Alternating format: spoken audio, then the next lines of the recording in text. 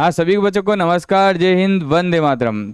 तो कल अपन ने पढ़ लिया था रासायनिक अभिक्रिया क्या होती है, रासायनिक अभिक्रिया के क्या लक्षण होते हैं। ठीक है।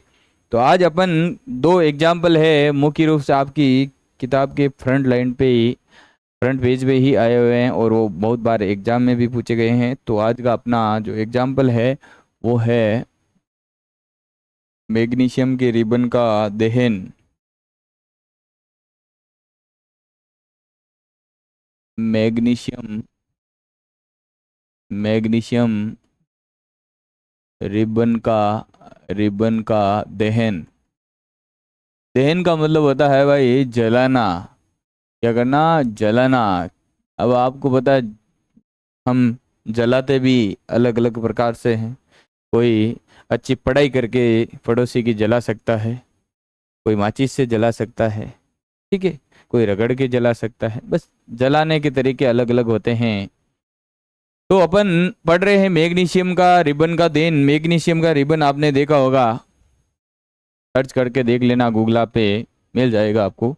तो मैग्नीशियम का जो रिबन होता है, जो मैग्नीशियम होती है वो वातावरण में वातावरण में उपस्थित है अशुद्धियों के साथ है, गैसों के साथ रिएक्शन करके ऊपर ऑक्साइड की एक परत बना लेती है, मैग्नीशियम ऑक्साइड की।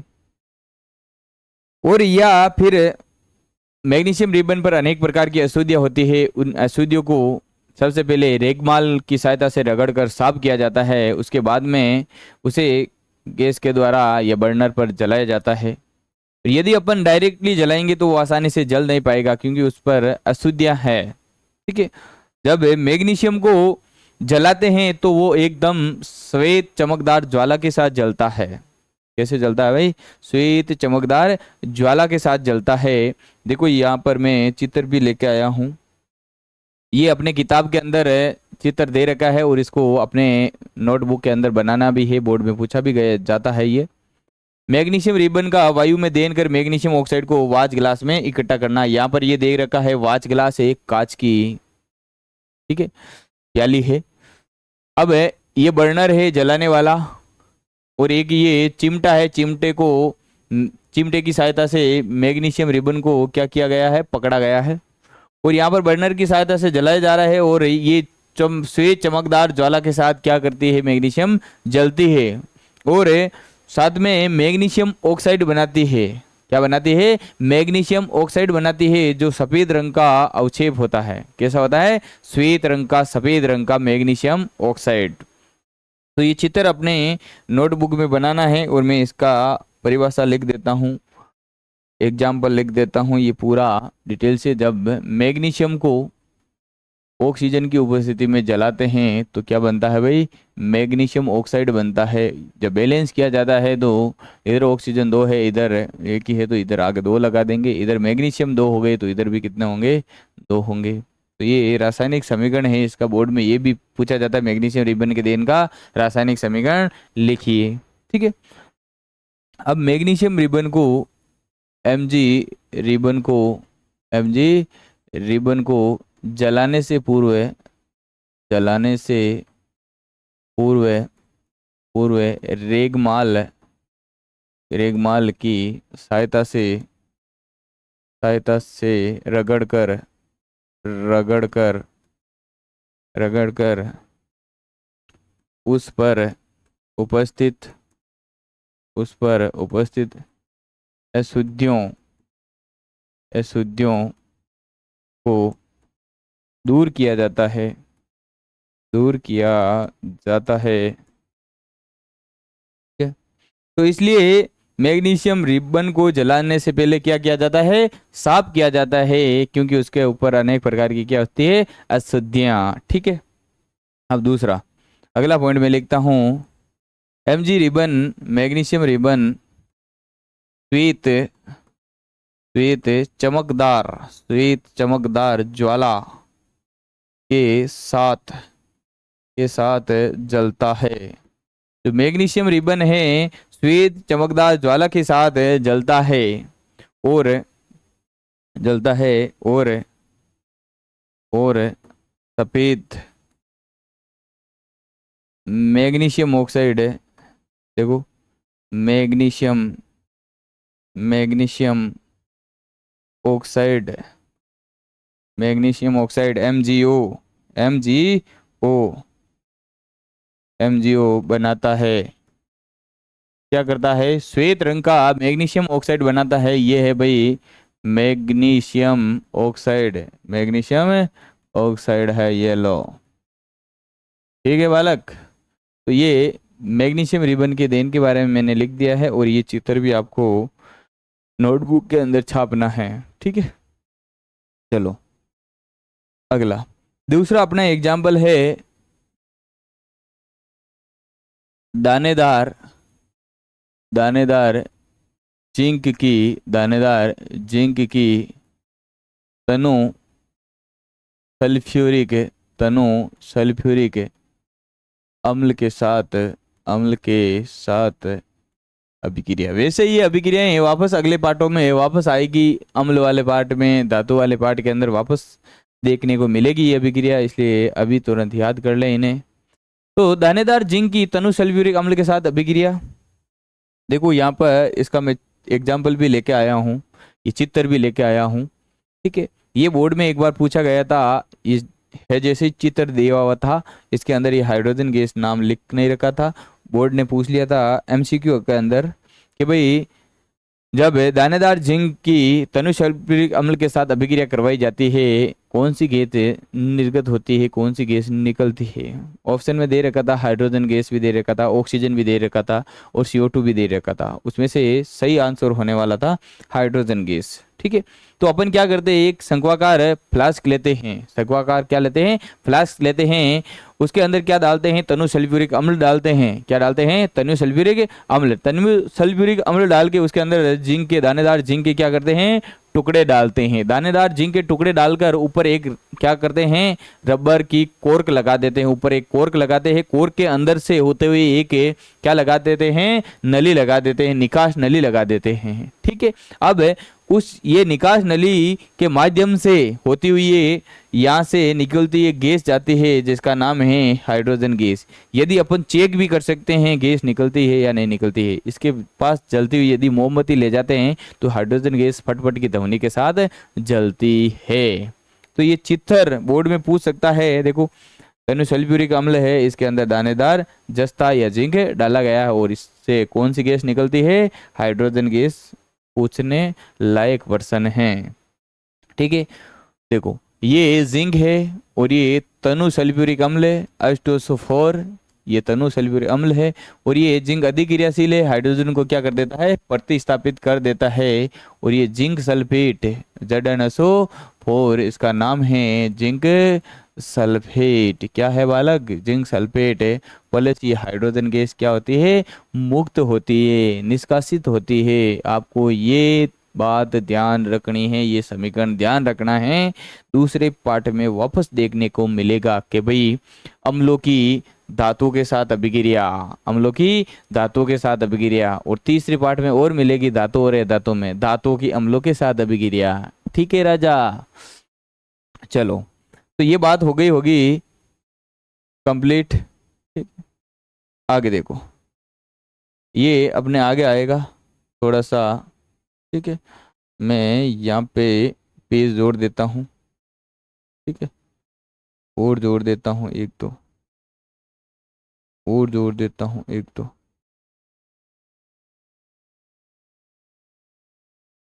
ये लो भाई, तो आज अपन पढ़ेंगे जस्ट उससे आगे, रासायनिक अभिक्रिया से जस्ट आगे पढ़ने वाले हैं आज रासायनिक समीकरण के बारे में।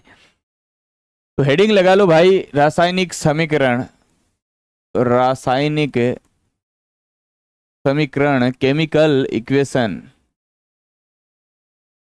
रासायनिक समीकरण। देखो अपन ने पढ़ा था कि भाई रासायनिक अभिक्रिया, रासायनिक अभिक्रिया, उस रासायनिक अभिक्रिया को प्रतीकों या संकेतों के रूप में लिखना, रासायनिक अभिक्रिया को प्रतीकों या संकेत के रूप में लिखना रासायनिक समीकरण कहलाता है।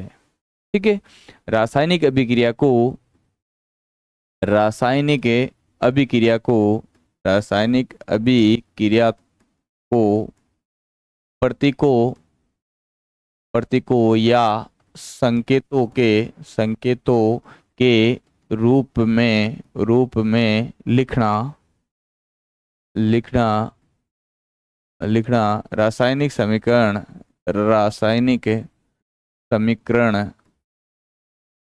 कहलाता है। ठीक है।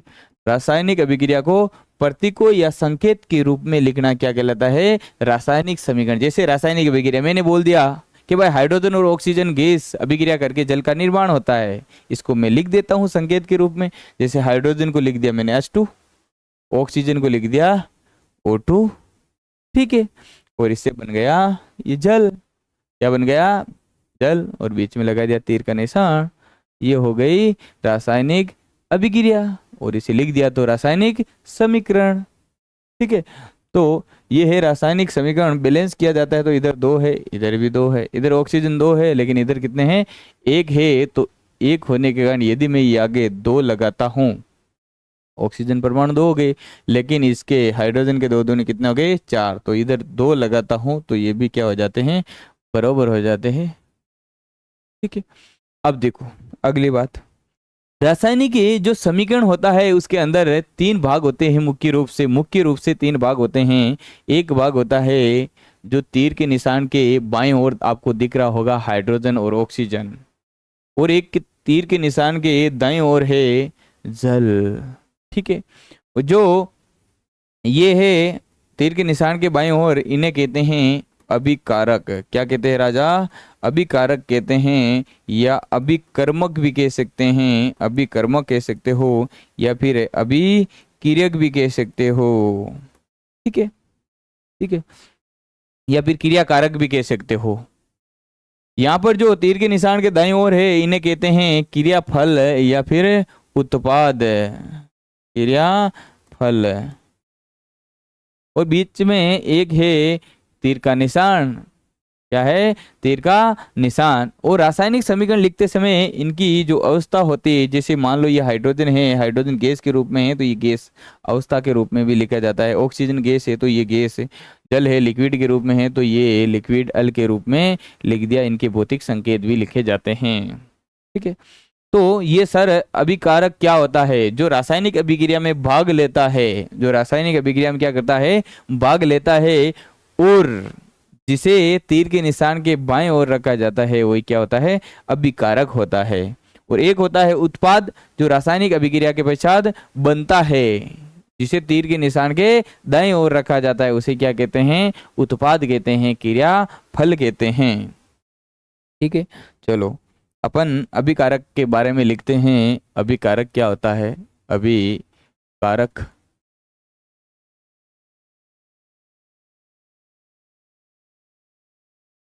ऐसे पदार्थ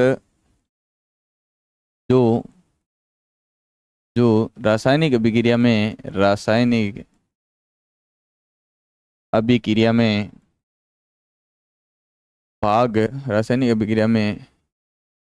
भाग लेते हैं तथा जिन्हें तीर के निशान के बाईं ओर बाईं ओर रखा जाता है,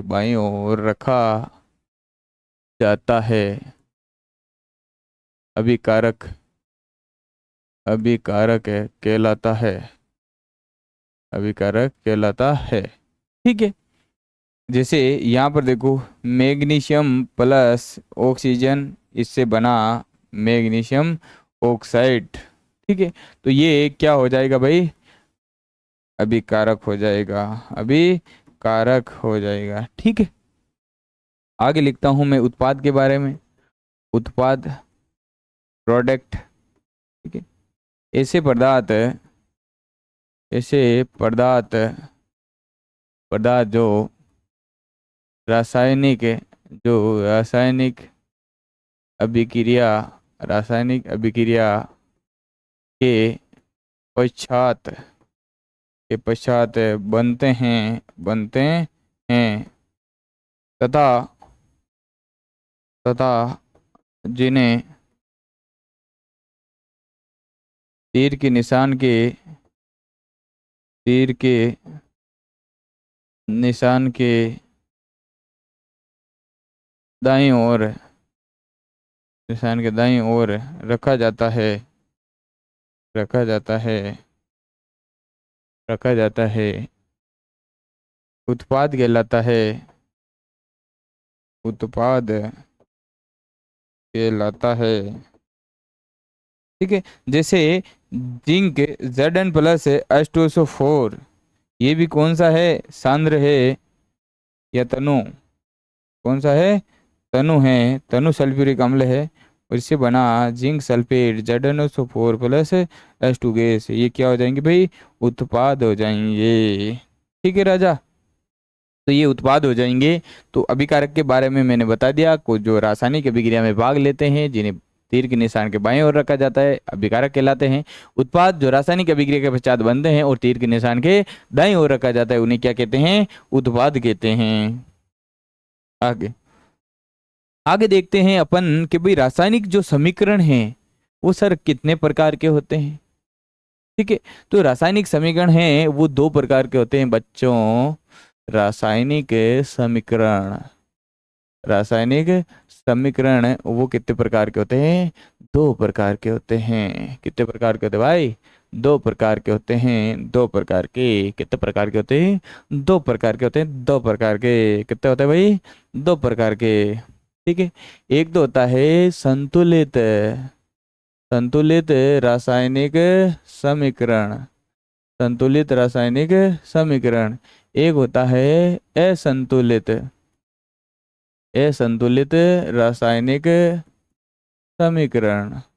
एक तो होता है संतुलित रासायनिक समीकरण, एक होता है असंतुलित रासायनिक समीकरण। ठीक है, अब संतुलित क्या होता है, असंतुलित क्या होता है। देखो, असंतुलित का और भी दूसरा नाम है कंकाली समीकरण। क्या नाम है, कंकाली समीकरण। क्या है भाई, कंकाली समीकरण। ठीक है, अब संतुलित, जैसे ये मैंने एग्जाम्पल, मैग्नीशियम है, ये ऑक्सीजन है, अभिक्रिया करके मैग्नीशियम ऑक्साइड बनाते हैं। क्या बनाते हैं भाई, मैग्नीशियम ऑक्साइड बनाते हैं। यही समीकरण मैंने लिख दिया, Mg+O2, और ये लिख दिया MgO, और इसको मैंने बैलेंस कर दिया 2MgO2। देखो, अब संतुलित और असंतुलित में अंतर क्या है। संतुलित, संतुलित, देखो यहाँ पर ये अभिकारक दिख रहा होगा आपको, ये अभिकारक है और ये क्या है, उत्पाद है। अभिकारक के अंदर देखो, रासायनिक अभिक्रिया के अंदर जो रासायनिक समीकरण है, रासायनिक समीकरण के अंदर अभिकारक और उत्पाद, अभिकारक और उत्पाद के अंदर है जो तत्व है, तत्वों के परमाणु की संख्या जब बराबर हो तो उसे संतुलित रासायनिक समीकरण कहा जाता है। जैसे मान लो मैग्नीशियम के इधर कितने परमाणु हैं अभिकारक के अंदर, दो परमाणु हैं। ऑक्सीजन के कितने परमाणु हैं, दो परमाणु हैं। इधर इधर मैग्नीशियम के कितने परमाणु हैं भाई, दो परमाणु हैं। इधर ऑक्सीजन के कितने परमाणु हैं, दो परमाणु हैं। जब अभिकारक और उत्पाद के अंदर तत्वों के परमाणु की संख्या समान हो, बराबर हो, उसे संतुलित रासायनिक समीकरण कहा जाता है। ठीक है, दूसरा इधर है असंतुलित रासायनिक समीकरण या कंकाली रासायनिक समीकरण। अब ऐसा समीकरण जिसके अंदर अभिकारक एवं उत्पाद के अंदर तत्वों के परमाणु की संख्या समान नहीं हो तो उसे क्या कहते हैं, असंतुलित रासायनिक समीकरण। जैसे इधर मैग्नीशियम कितने हैं भाई, एक है। ऑक्सीजन कितने हैं, दो है। और इधर मैग्नीशियम कितना है, एक है। और ऑक्सीजन कितना है, एक है। देखो मैग्नीशियम इधर एक है, बिल्कुल इधर एक है। इधर ऑक्सीजन दो है, लेकिन इधर कितने हैं, एक है। तो अभिकारक और उत्पाद के अंदर तत्वों के परमाणु की संख्या बराबर नहीं है, इस कारण ये संतुलित रासायनिक समीकरण नहीं है। ठीक है, तो मैं यहाँ पर आपके परिभाषा नीचे लिख देता हूं। ठीक है, ऐसा समीकरण, ऐसा समीकरण जिसमें मैं अभिकारक एवं अभिकारक एवं उत्पाद में तत्वों के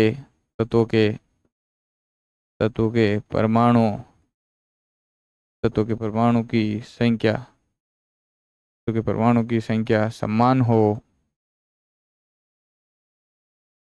संतुलित रासायनिक समीकरण कहलाता है।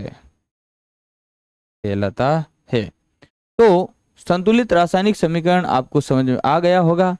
वही बात यहाँ ऐसा समीकरण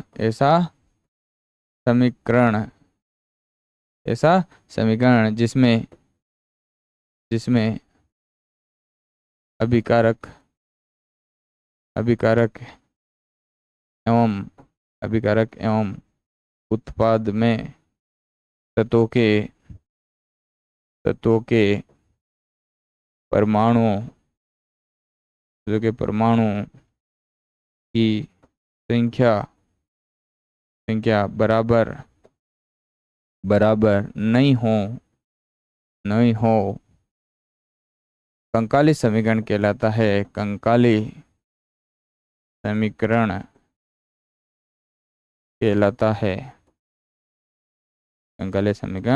कहलाता है।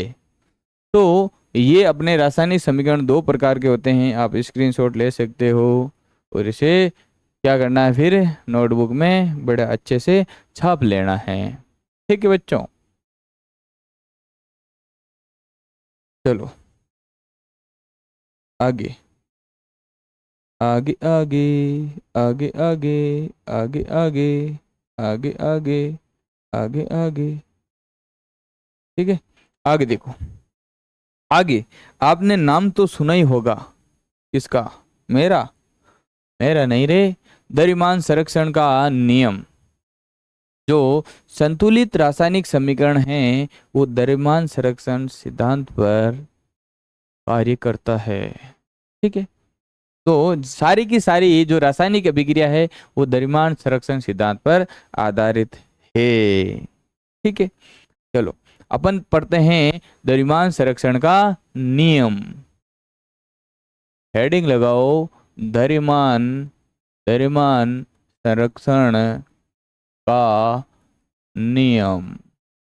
ठीक है, द्रव्यमान संरक्षण का नियम। अब द्रव्यमान संरक्षण का नियम क्या कहता है? ये कहता है कि द्रव्य को ना तो नष्ट किया जा सकता है और न ही बनाया जा सकता है। द्रव्य का मतलब क्या होता है? किसी भी पदार्थ के अंदर के भाई द्रव्य की मात्रा यानी उसके अंदर कितने परमाणु हैं, वही उसका क्या होता है? द्रव्य होता है। ठीक है, तो इस नियमानुसार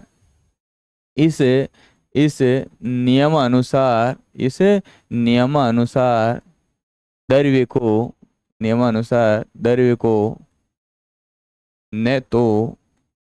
न तो नष्ट किया जा सकता है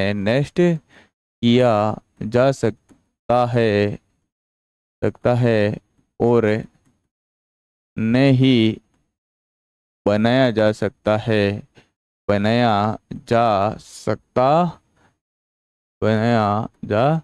सकता है। तो ये नियम क्या कहता है? ये नियम यही कहता है द्रव्य को न तो नष्ट कर सकते हैं और न ही बना सकते हैं। यही द्रव्यमान संरक्षण का नियम है। ठीक है राजा, देखो आज अपन ने मैग्नीशियम रिबन का देन पढ़ लिया। दानेदार जिंक के टुकड़े को जब तन्यु सल्फ्यूरिक अम्ल के अंदर डालते हैं तो कौन सी गैस मुक्त होती है, ये भी आज पढ़ लिया।